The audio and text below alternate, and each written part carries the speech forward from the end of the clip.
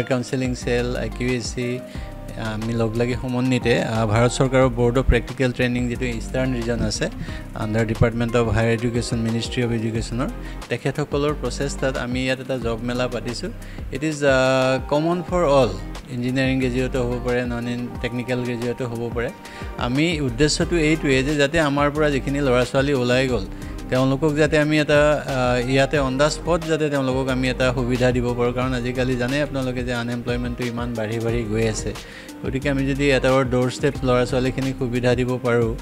আৰু মোৰ ভাল লাগিছে আজি প্ৰায় 20-22টা মান কোম্পানী আহিছে ইয়াত প্ৰাইভেট সেক্টৰৰ আহিছে গভৰ্ণমেণ্ট অফ ইণ্ডিয়াৰো আহিছে বেংকিং সেক্টৰৰো কেইবাটাও আহিছে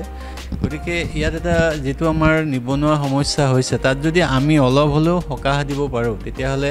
এখন উচ্চ শিক্ষাৰ অনুষ্ঠান হিচাপে আমি অকল ডিগ্ৰী দিয়াতে আমাৰ দায়িত্বটো শেষ হৈ নাযায় আৰু মই আশা ৰাখিছোঁ আজিৰ এই পদক্ষেপটোৱে আমাৰ অনাগত দিনবোৰত